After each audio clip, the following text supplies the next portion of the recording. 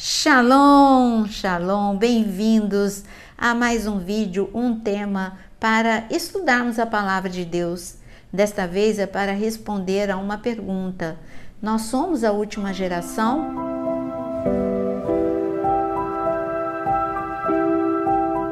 Para entendermos sobre a última geração, você precisa seguir a linha de pensamento que o Senhor nos deixa na palavra. Ele escolhe uma geração para muitos cumprimentos proféticos. Por exemplo, a geração de Moisés. Ele anunciou para Abraão que a sua descendência ficaria escravizada, mas ao final de 400 anos seria liberta e não iria embora de mãos vazias. Literalmente, o Senhor cumpriu tudo na geração de Moisés. Eles foram libertos, restituídos, curados, grandes sinais, prodígios, maravilhas, grandes cumprimentos proféticos na geração de Moisés. Depois, nós temos a geração dos apóstolos. Na geração dos apóstolos, grandes coisas aconteceram.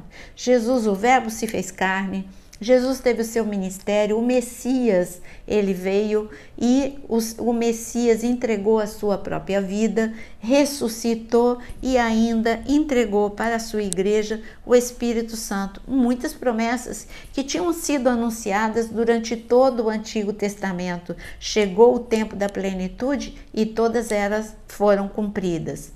Nós temos muitas promessas para a última geração. A última geração, quem usa essa terminologia, não somos nós, é a própria palavra do Senhor. O Senhor, ele diz que a glória da segunda casa será maior do que a primeira casa, a igreja primitiva, então a última casa, a igreja da última hora, viverá uma glória incrível, que é o grande avivamento. Mas não é só isso que o Senhor prometeu. O Senhor prometeu voltar, o Senhor prometeu derramar abundantemente do seu Santo Espírito, uma evangelização em massa, como está escrito em Mateus capítulo 24. São grandes promessas para os trabalhadores da última hora, como Jesus vai nos ensinar, e daqui a pouquinho nós vamos ler a parábola em Mateus capítulo 20. Mas para seguir esta linha de pensamento sobre a última geração, vamos ler Jeremias capítulo 23, porque é uma promessa para a última geração. Está escrito assim no versículo 7. Portanto, eis que vem dias, diz o Senhor, que nunca mais dirão, tão certo como vive o Senhor, que tirou os filhos de Israel da terra do Egito, mas tão certo como vive o Senhor, que tirou e trouxe a descendência da casa de Israel, da terra do norte e de todas as terras para onde os tinha dispersado, e habitarão na sua própria terra. Essa é uma grande promessa, porque Jeremias está anunciando algo que nem tinha acontecido, o grande problema. O grande problema vai ser uma dispersão por toda a terra. No ano 70 depois de Cristo, todos os judeus foram espalhados, foram perseguidos e espalhados por todas as nações. Eles não ficaram juntos, como foi, por exemplo, o exílio no Egito ou na Babilônia. Eles não ficaram juntos. Eles foram espalhados por todas as nações. E foi muito tempo. Foi do ano 70 depois de Cristo até 1948. Foi muito tempo espalhados. Mas fiel é Deus que prometeu que nos últimos dias o Senhor os ajuntaria de todos os lados, de todas as nações, e ele diz aqui que eles voltariam para a sua própria terra. O mais incrível é isso, voltar para Israel mesmo. E isto aconteceu no ano de 1948, quando foi estabelecido por votação na ONU que Israel voltaria para a sua própria, os israelitas voltariam para a sua própria terra. Mas Jesus, ele deixou uma dica em Mateus capítulo 24. Ele disse, era um sermão para falar dos últimos dias, e ele estava falando justamente sobre esse renascimento da nação. Ele diz em Mateus 24, a partir do versículo 32, ele diz o seguinte: aprendam a parábola da figueira. Quando já os seus ramos se renovam e as folhas brotam, vocês sabem que o verão está próximo. Assim também vocês, quando virem todas essas coisas, saibam que está próximo às portas. Em verdade lhes digo que não passará esta geração sem que isto aconteça. Passará o céu e a terra, porém as minhas palavras não passarão. Quem está falando de uma geração onde aconteceria este fenômeno da figueira renovar, dos ramos da figueira que tinha morrido renovar, foi o Senhor Jesus. Ele está falando do renascimento de Israel em 1948, grande milagre. A figueira que tinha sido morta, ou seja, a nação espalhada por todas as nações da terra, agora voltava para sua própria terra, como anunciado em Jeremias capítulo 23, renascendo com vida, e não só voltando para a sua própria terra, mas em 1967 Jerusalém volta a pertencer a Israel.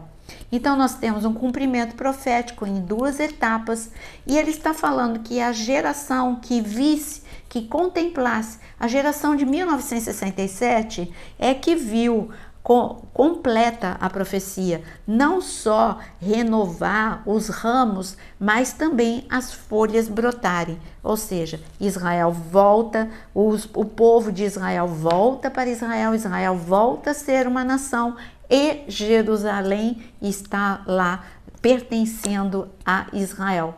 Então você vê que aqueles que foram testemunhas dessa história moderna, em termos de história, aconteceu ontem. Então, esta geração seria a geração de grandes cumprimentos proféticos, a vinda do Senhor Jesus, o grande avivamento, o grande evangelismo. E falando de última geração, agora sim eu quero que você abra comigo Mateus capítulo 20. Você já estava em Mateus capítulo 24, vai um pouquinho para trás e leia Mateus capítulo 20, aonde o Senhor ensina a parábola dos trabalhadores na vinha. Ele diz o seguinte, que porque o reino dos céus é semelhante a um homem, dono da terra, que saiu de madrugada para contratar trabalhadores para sua vinha, e tendo combinado com os trabalhadores o pagamento de 1 denário por dia, mandou-os para a vinha. Saindo por volta das 9 horas da manhã, viu na praça outros que estavam desocupados e lhe disse: vocês também vão trabalhar na vinha, e eu lhe pagarei o que for justo. E eles foram, e tendo saído de novo perto do meio-dia e às 3 horas da tarde, fez a mesma coisa. Você está vendo que o dono da vinha, um dia inteiro, desde da madrugada, desde o amanhecer, e depois em outros horários, ele foi contratando trabalhadores que trabalhassem na sua vinha por 1 denário. Quem começou a trabalhar no início da manhã iria receber 1 denário. Quem foi chamado para trabalhar depois, ele diz aqui 9 horas, meio-dia, também recebendo 1 denário. E agora, o que a gente vê aqui é que é o resumo da história da humanidade. O Senhor começou a chamar dos primeiros homens, como o Senhor chamou Adão, Noé, Enoque, Abraão, e depois os patriarcas, né? Abraão, Isaac, Jacó, e chegando até os profetas, o Senhor foi contratando, ou seja, dizendo: vocês vão trabalhar comigo na minha vinha terra, e eu vou recompensá-los. A recompensa é a mesma para todos, mas chegando o dono da vinha, chamou os trabalhadores às 5 horas da tarde, no versículo 6. 5 horas da tarde já está muito perto do anoitecer. E então está escrito aqui: e saindo, versículo 6, por volta de 5 horas da tarde, encontrou outros que estavam desocupados e perguntou: por que vocês ficaram desocupados o dia todo? Eles responderam: porque ninguém nos contratou. Então ele disse: vai vocês também trabalhar na vinha. E ao cair da tarde, o dono da vinha disse ao seu administrador: chame os trabalhadores e pague-lhes o salário, começando pelos últimos e indo até os primeiros. E chegando os que foram contratados às 5 da tarde, cada um deles recebeu 1 denário. E ao chegar, e os primeiros também. Então, teve uma reclamação. Chegou no final do dia, acabou, ou seja, os trabalhadores da última hora, os trabalhadores que foram contratados às 5 horas da tarde, só trabalharam uma horinha. E quando foi o momento de dar o salário, quem trabalhou desde o amanhecer, ele recebeu o mesmo salário daquele que trabalhou uma horinha. Isso é injusto. E o dono da vinha disse, cabe a minha decisão, isso não é injusto. Mas trazendo para nós, é a mesma coisa que nós chegando diante do trono de Deus e Deus fosse dar a nós a recompensa por tudo porque nós temos, né? O Senhor nos avisa que nós vamos receber recompensa. Aí Abraão olha para nós que temos uma vida para ele mais fácil, não é? Ah, mas olha, eles têm ar-condicionado, eles têm avião. Quer dizer, duro foi eu que fui chamado lá no início, eu tive que crer, né? Abraão disse, eu tive que crer, não tinha nada escrito, eu tive que crer na visão, no sonho que eu tive. Então eu precisei ter muito mais fé, e para perseverar todos os anos que eu vivi na presença do Senhor, foi muito mais difícil do que eles que têm culto, que têm palavra. Então isso não é justo, eles receberem o mesmo que eu recebi. Mas acontece que cada trabalhador tem a sua própria dificuldade. Aqueles que trabalham ao meio-dia enfrentam o calor, aqueles que foram chamados para trabalhar nesta última hora, essa última geração que parece que tudo está facilitado, mas na verdade nós enfrentamos dificuldades que Abraão não enfrentou.